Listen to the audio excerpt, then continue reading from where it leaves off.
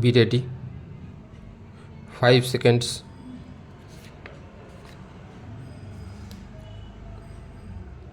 Start. Sir, I would like to draw attention of some aspect of the export policy and the strategy.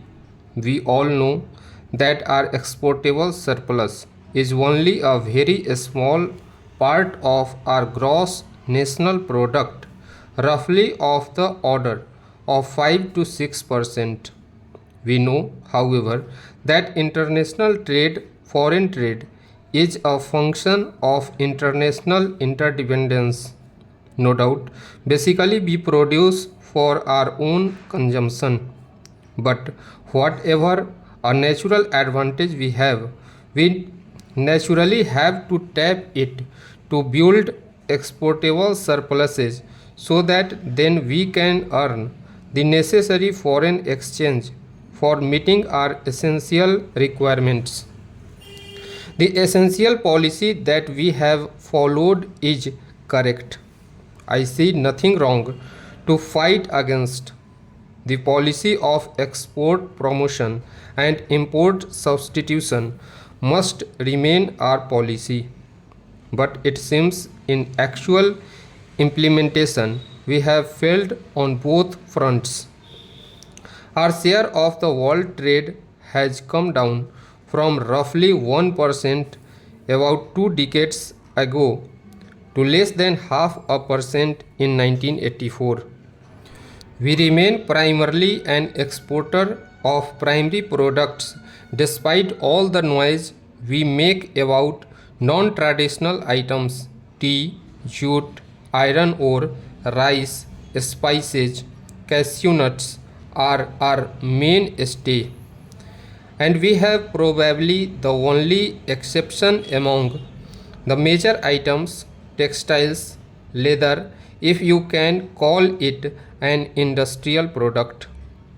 We hear so much about engineering goods.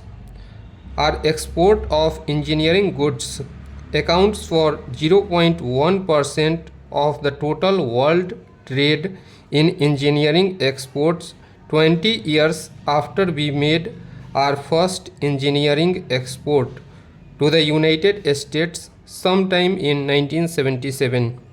I think this needs to be improved. I have therefore a few suggestions to make. I feel that our markets must be diversified and so should be our sources of supply. We should think of markets nearer home in our close vicinity in Africa, West Asia, in Southeast Asia. And one way of doing it will be to build mutually beneficial relationships, ties of interdependence. Secondly, there are a number of items in which greater efforts has to be put in order to organize the producers and exporters. I do not want to say combines in associations, and I think a little bit of a beginning was made in the case of jute.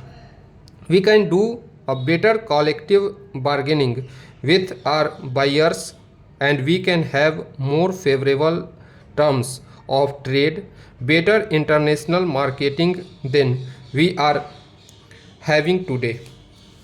Thirdly, we have to add naturally to our value adding capacity. From iron ore, we are going to pelletization. But why cannot we go to iron and steel? After all, for a country of our dimensions and resources, 5 to 6 million tons of steel is peanuts. I just mentioned leather. From leather, we have moved on to leather goods, to shoes, etc.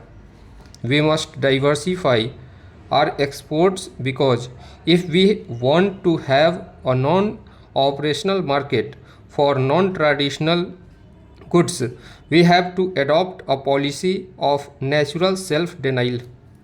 You cannot run foreign trade in terms of red and green signals. You cannot run foreign trade in terms of off again and on again principle. If you want to cultivate a foreign market, you have to service it. You have to see to it that we do not fail when there is scarcity. But we have also to see that we do not fail internally as well as externally. For this, we have to build up buffer stocks. Mr. Vice Chairman, I know that the Commerce Minister will say, yes, all these need to be done. I can do a very good job of buying and selling, but where are the things to sell? Therefore, surely production comes first. Production both primary and secondary. The constraints coming in the way of production have got to be removed so that the installed capacity can be fully utilized. And as my distinguished colleague has said, productivity has to be improved. For that, what is required is to whip up your infrastructure. There are transport bottlenecks in both rail and road. There are ports which simply cannot handle our import and export trade. There are ports which foreign liners refuse to touch because the turnaround period is so high. I know shipping is a problem. There are many regions with which we do not have direct shipping. There is always the problem of whether you first develop your export trade and then establish a shipping link, or first have the shipping link and then develop export trade. There is also the question of adequate banking and insurance facilities with a number of developing countries. We do not have such facilities. Such facilities have been by and large monopolized by the developed countries. Finally, at home we ought to have better market intelligence and better communication facilities and perhaps more efficient methods of customs inspection. These are some of the other bottlenecks. I would like the Commerce Minister to fight against these bottlenecks and all other constraints and fight against some of his colleagues here to have them removed. Stop.